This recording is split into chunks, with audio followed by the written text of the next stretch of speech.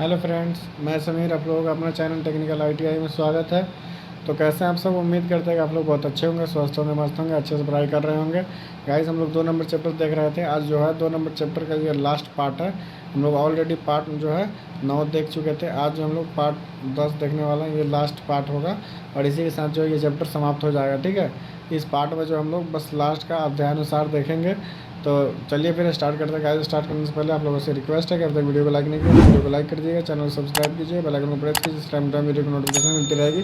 कोई भी कन्फ्यूजन हो, कोई भी सुझाव हो तो कमेंट बॉक्स में कमेंट करके बताइएगा। अपने फ्रेंड सर्कल में, व्हाट्सएप ग्रुप में, सोशल मीडिया पर शेयर कीजिएगा ताकि वो लोग भी जो है वीडियो का लाभ उठा पाए।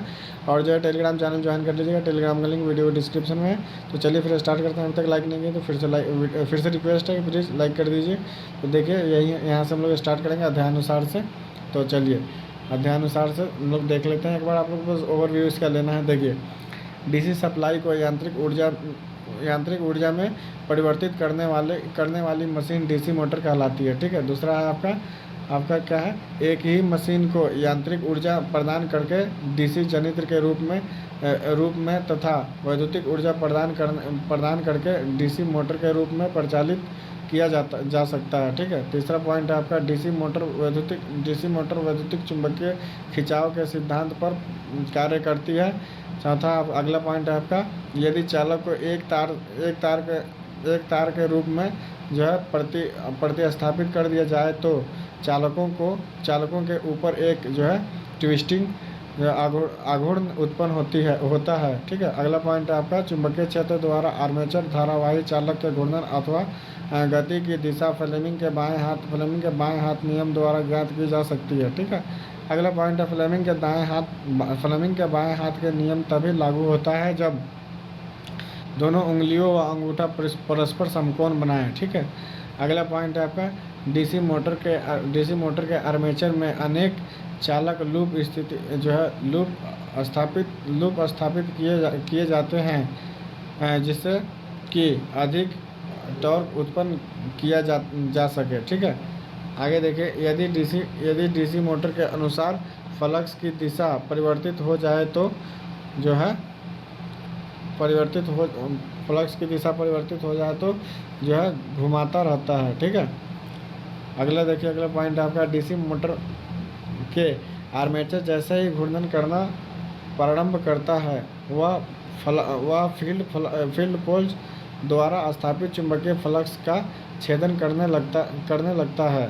बैक ईएमएफ को जो है काउंटर ईएमएफ भी कहते हैं, जिसकी दिशा फ्लेमिंग के दाएं हाथ के नियम से ज्ञात की जा सकती है। ठीक है, अगला पॉइंट देखिए, क्या वेव वाउंड आर्मेचर के लिए A=2 तथा लैप वाउंड आर्मेचर के लिए A=P होता है, जहां A आर्मेचर वाइंडिंग में समांतर पथों की संख्या, डीसी मोटर पर आरोपित विद्युत वाहक बल तथा बैक ईएमएफ में निम्न संबंध होता है।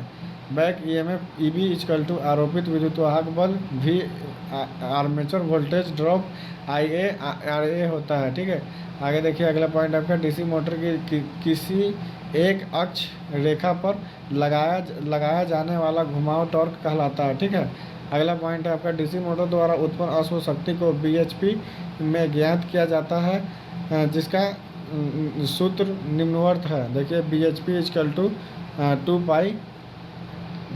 पाई इंटू टॉर्क इंटू घूर्णन गति बाई 60 इंटू 735.5।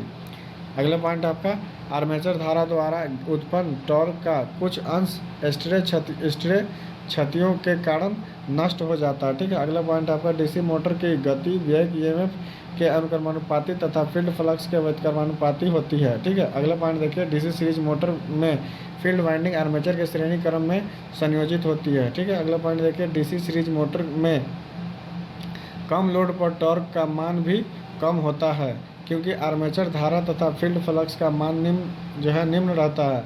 अगला पॉइंट है, डीसी सीरीज मोटर ऐसे अनुप्रयोगों में उपयुक्त होती है जिसमें उच्च स्टार्टिंग टॉर्क व उच्च त्वरण दर की जो है आवश्यकता होती है। ठीक है, चलिए आगे देखते हैं हम लोग। देखिए, डीसी सीरीज मोटर एक मिनट देखिए क्या है। अगला पॉइंट है आपका डीसी सीरीज मोटर को लोड रहित अवस्था में नहीं चलाना चाहिए, क्योंकि लोड रहित अवस्था में मोटर की गति बहुत अधिक बढ़ सकती है। ठीक है, देखिए दूसरा पॉइंट है आपका क्या है, डीसी शंट मोटर को डीसी शंट मोटर में शंट फील्ड वाइंडिंग आर्मेचर तथा सप्लाई स्रोत के समांतर क्रम में संयोजित होता है। ठीक है, अगला पॉइंट है आपका जो है डीसी शंट मोटर की गति निम्न सूत्र द्वारा ज्ञात की जा सकती है। एन जो है गति N इक्वल टू आरोपित voltage V minus armature voltage drop IA into RA by नियतांक K इंटू प्रति पोल फ्लक्स फाई। ठीक है, अगला पॉइंट देखिए, डीसी शंट मोटर का स्टार्टिंग टॉर्क पूर्ण लोड टॉर्क का लगभग 1.5 गुना होता है। ठीक है, अगला पॉइंट है आपका जिस डीसी मोटर में दो प्रकार के फील्ड वाइंडिंग अर्थात सीरीज तथा शंट फील्ड वाइंडिंग प्रयोग की जाती है वह कंपाउंड मोटर कहलाती है। ठीक है, अगला पॉइंट है आपका लॉन्ग शंट जो है कम्युलेटिव कंपाउंड मोटर में जो है शंट फील्ड को आर्मेचर तथा सीरीज फील्ड के समांतर क्रम में संयोजित किया जाता है, जो कि एक दूसरे से श्रेणी क्रम में संयोजित होते हैं। ठीक है, चलिए आगे देखिए क्या है, कम्युलेटिव कंपाउंड मोटर लोड रहित अवस्था में एक नियत गति पर चलती है। अगला पॉइंट है आपका जो है प्रेस रोलिंग मशीन जो है कंप्रेसर एलिवेटर आदि में जो है कम्युलेटिव कंपाउंड मोटर प्रयुक्त होती है। अगला पॉइंट है आपका डिफरेंशियल कंपाउंड मोटर की लोड धारा में वृद्धि के साथ साथ मोटर के टॉर्क में भी वृद्धि होती है। अगला पॉइंट है आपका डीसी मोटर के आर्मेचर धारा के मान को जो है सीमित करने के लिए डीसी मोटर स्टार्टर प्रयुक्त किए जाते हैं। अगला पॉइंट है आपका डीसी मोटर के 3 पॉइंट स्टार्टर का स्टार्टिंग प्रतिरोध यूरेका जो है तार का बना होता है, जिसमें एस्बेस्टस की सीट पर व्यवस्थित किया जाता है। ठीक है, अगला पॉइंट देखिए, 4 पॉइंट स्टार्टर उन शंट अथवा कंपाउंड मोटरों को स्टार्ट करने के लिए प्रयोग किया जाता है जिसमें अधिक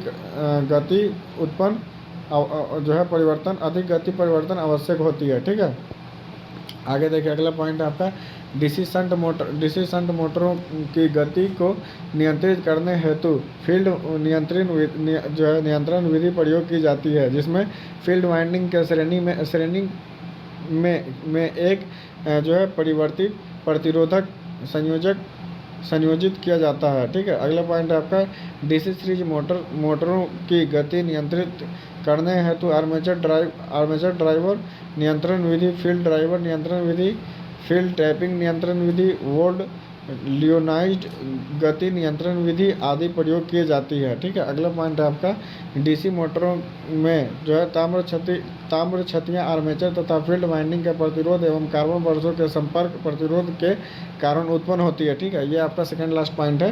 क्या है देखिए, डीसी मोटरों में हिस्टैरिसीस क्षति आवृत्ति के अनुक्रमानुपाती तथा ईडी धारा क्षति जो है आवृत्ति के वर्ग के अनुक्रमानुपाती होती है। ठीक है, लास्ट पॉइंट है आपका डीसी मोटर द्वारा उत्पन्न यांत्रिक शक्ति और उसे प्रदान की गई वैद्युतिक शक्ति का अनुपात मोटर की दक्षता कहलाती है। ठीक है, इसी के साथ जो है आपका ये चैप्टर समाप्त होता है। कल से हम लोग इस चैप्टर का जो है एमसीक्यू देखेंगे। ठीक है, इस चैप्टर का और पहले तो हम लोग पिछले वाले चैप्टर का एमसीक्यू देखेंगे, फिर इस चैप्टर का एमसीक्यू देखेंगे और इसी के साथ जो है दोनों चैप्टर समाप्त हो जाएगा आपका। इसके बाद जो कल से हम लोग एसी मोटर के बारे में पढ़ेंगे, मतलब आगे से हम लोग एसी मोटर का अगला चैप्टर जो होगा एसी मोटर होगा। ठीक है, तो बताइए आप लोग वीडियो कैसा लगा। उम्मीद करते हैं कि वीडियो बहुत अच्छा लगा, बहुत पसंद आया होगा। तो अभी तक वीडियो को लाइक नहीं किया तो वीडियो को लाइक कीजिएगा, चैनल को सब्सक्राइब कीजिए, बेल आइकन को प्रेस कीजिए, जिससे टाइम टू टाइम वीडियो को नोटिफिकेशन मिलती रहेगी। कोई भी कन्फ्यूजन कोई भी सुझाव तो कमेंट बॉक्स में कमेंट करके जरूर बताइएगा। आपके हर क्वेश्चन का जवाब दिया जाएगा, हर प्रॉब्लम का सलूशन दिया जाएगा। ठीक है, फिर मिलते हैं आप लोगों से अगले वीडियो में। जब तक के लिए आप लोग अपना ध्यान रखिए, स्वस्थ रहिए, मस्त रहिए, अच्छे से पढ़ाई करते रहिए। Tata bye bye, take care.